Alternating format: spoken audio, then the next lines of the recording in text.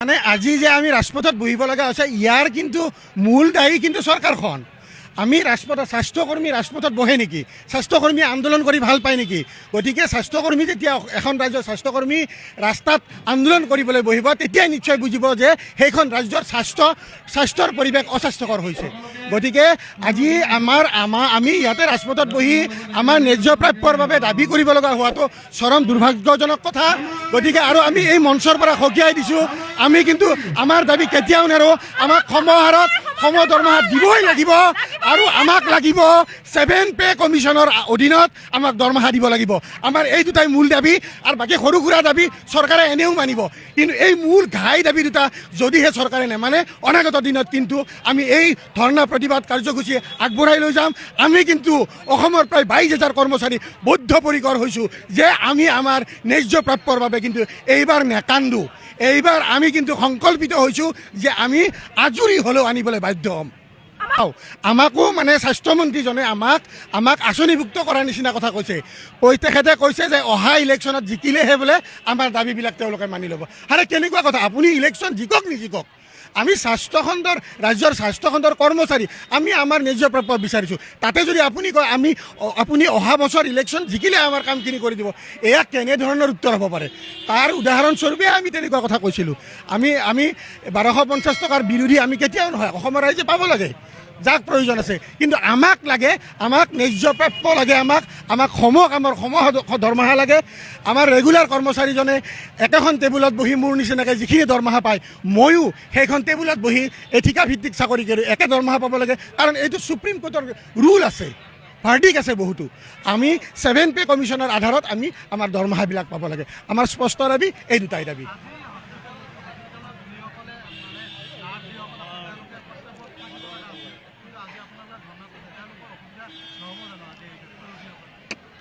চাওক, ৰোগীসকলক পণবন্দী কৰাৰ ইচ্ছা আমাৰ একেবাৰে নাই। সেইকাৰণেই আমি আমাৰ যিখিনি ইমাৰ্জেঞ্চি ছাৰ্ভিচত ডিউটিত মানুহ আছে সেইখিনিক আমি কিন্তু এতিয়াও এৰি দিছোঁ। সেইখিনিক আমি চিকিৎসালয়ত থাকি কৰ্তব্য পালন কৰাৰ নিৰ্দেশনা SOP ইতিমধ্যে জাৰি কৰা হৈছে। আমি ৰোগীক পণবন্দী কৰাৰ একদমেই ইচ্ছা নাই, কিন্তু আমাৰো এয়া তাৰণা, জীৱনৰ তাৰণা, পেটৰ ভোকৰ তাৰণা। আমি এয়া নকৰিলে আমাৰ কাম নহয় বুলি ভাবিয়ে আমি ওলাই আহিছোঁ। আজি আমি প্ৰথম এতিয়া কলা বেজ পৰিধান কৰি আমি কাৰ্য বৰ্জন কৰিছোঁ। এনেকৈ আমি 3 দিন চলিব, তাৰপিছতো যদি চৰকাৰে নামানে তেনেহ'লে আৰু আমি এতিয়ালৈকে কিন্তু আমি যিখিনি ইমাৰ্জেঞ্চি ছাৰ্ভিচ বন্ধ কৰা নাই, কিন্তু সেইটো বন্ধ কৰিব লগা হ'লেতো অসমৰ কি পৰ্যায় হ'ব আপোনালোকে ভাবি চাওক। গতিকে অসম চৰকাৰে সোনকালে যদি পদক্ষেপ লয় তাৰ বাবে অনুৰোধ জনাইছোঁ। আমিতো কেতিয়াও প্ৰতিবাদ কৰাৰ ইচ্ছা নাই। আমি যেতিয়াই আমি স্বাস্থ্য খণ্ডত যোগদান কৰিছিলোঁ, মানুহ সেৱা কৰিম বুলি আমি যোগদান কৰিছিলোঁ, কিন্তু চৰকাৰক আমি বাৰে বাৰে কিমান প্ৰতিবেদন দিয়াৰ পিছতো যেতিয়া নস্যাৎ কৰিছে, যেতিয়া আমি যে অফিচলৈ যাম, আপোনালোকে কিবা জানে নেকি যে এজন NRHM কৰ্মী, এজন ৰেগুলাৰ কৰ্মীয়ে ধুনীয়াকৈ বহি থাকিব আৰু আমিও সমানে কাম কৰিছোঁ। তাৰপিছতো কিন্তু আমাৰ যিটো পে ষ্ট্ৰাকচাৰ, যিটো আমাৰ চেলাৰী এতিয়াও বহুত কমি আছে। এজন সাধাৰণ মানে ৰিক্সাৱালা ঠেলাৱালাবিলাকে যি হাজিৰা পায় সেই ধৰণৰ হাজিৰাটোহে আমি দিনটোত পাই আছোঁ। আমাৰ যদি পৰিয়ালৰ যদি কিবা এটা হৈ যায়, আমাৰ কাইলৈ দিনটোত চিন্তা কৰিবলগীয়া কোনো মানুহ নাই। অৰ্থাৎ কাইলৈৰ পৰাই যেন আমাৰ ঘৰখন এটা যেন নিশেষ হৈ যাব।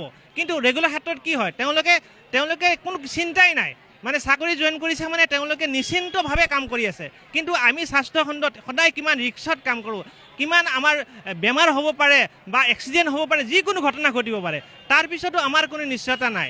তাৰপিছত আমাৰ যিখিনি পে ষ্ট্ৰাকচাৰ, আমি যিখিনি দৰমহা পাব লাগিছিলে এতিয়ালৈকে সেইখিনি বহুত কমি আছে। কিমানবাৰ আমি অসম চৰকাৰক বা স্বাস্থ্যখণ্ডক মেমৰেণ্ডাম দিয়া হ'ল, কিন্তু তাৰপিছতো চৰকাৰে এতিয়ালৈকে কোনো ধৰণৰ আমাৰ ক্ষেত্ৰত কোনো পদক্ষেপ লোৱা নাই। বাৰে 2-এটা কথা কয়, উপৰুৱা কথা কয়। এনেকুৱা কথাৰেতো নচলিব নহয়, কিবা এনেকুৱা সাধাৰণ কথাৰে চলিব নেকি? তেখেতে লিখিত দিয়ক, আমিতো প্ৰতিবাদ উঠাই ল'ম, আজিয়ে উঠাই ল'ম। কিয় নুঠাম?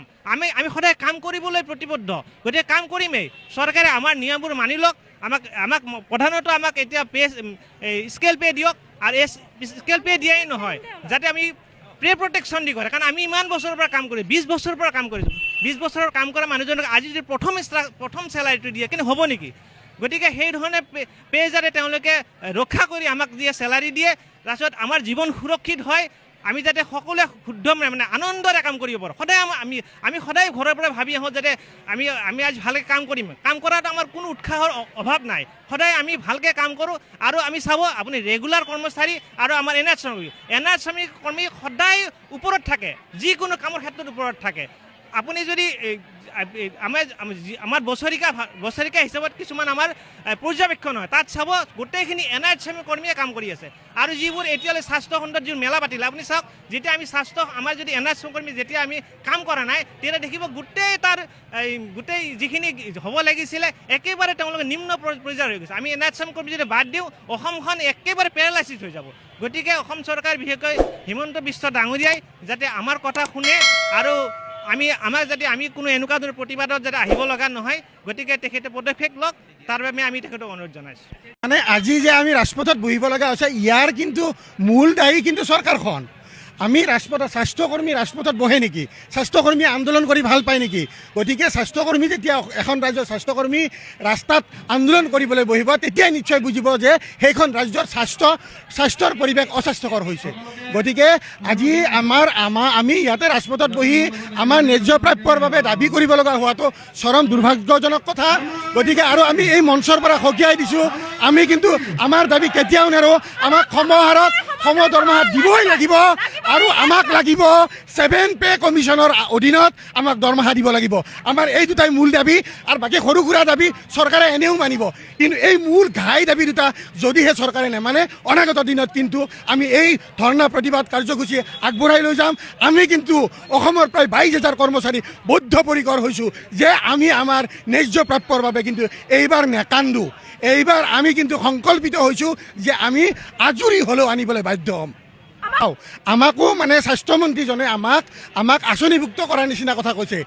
তেখেতে কৈছে যে অহা ইলেকশ্যনত জিকিলেহে বোলে আমাৰ দাবীবিলাক তেওঁলোকে মানি ল'ব। আৰে কেনেকুৱা কথা? আপুনি ইলেকশ্যন জিকক নিজিকক, আমি ৰাজ্যৰ স্বাস্থ্যখণ্ডৰ কৰ্মচাৰী, আমি আমাৰ ন্যায্য প্ৰাপ্য বিচাৰিছোঁ। তাতে যদি আপুনি কয় আপুনি অহা বছৰ ইলেকশ্যন জিকিলে আমাৰ কামখিনি কৰি দিব, এয়া কেনেধৰণৰ উত্তৰ হ'ব পাৰে? তাৰ উদাহৰণস্বৰূপে আমি তেনেকুৱা কথা কৈছিলোঁ। আমি 1250 টকাৰ বিৰোধী আমি কেতিয়াও নহয়। অসমৰ ৰাইজে পাব লাগে যাক প্ৰয়োজন আছে, কিন্তু আমাক ন্যায্য প্ৰাপ্য লাগে, আমাক সম দৰমহা লাগে। আমাৰ ৰেগুলাৰ কৰ্মচাৰীজনে একেখন টেবুলত বহি মোৰ নিচিনাকৈ যিখিনি দৰমহা পায়, ময়ো সেইখন টেবুলত বহি এই ঠিকাভিত্তিক চাকৰি কৰি একে দৰমহা পাব লাগে। কাৰণ এইটো সুপ্ৰিম কোৰ্টৰ ৰুল আছে, ভাৰ্ডিক আছে বহুতো। আমি 7 পে কমিশ্যনৰ আধাৰত আমি আমাৰ দৰমহাবিলাক পাব লাগে। আমাৰ স্পষ্ট দাবী এই দুটাই দাবী।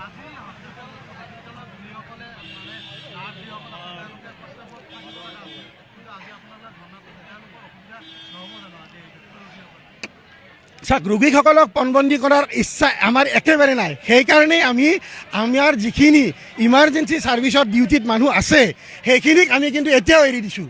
সেইখিনিক আমি চিকিৎসালয়ত থাকি কৰ্তব্য পালন কৰাৰ নিৰ্দেশনা SOP ইতিমধ্যে জাৰি কৰা হৈছে। আমি ৰোগীক পণবন্দী কৰাৰ একদমেই ইচ্ছা নাই, কিন্তু আমাৰো এয়া তাৰণা, জীৱনৰ তাৰণা, পেটৰ ভোকৰ তাৰণা। আমি এয়া নকৰিলে আমাৰ কাম নহয় বুলি ভাবিয়ে আমি ওলাই আহিছোঁ।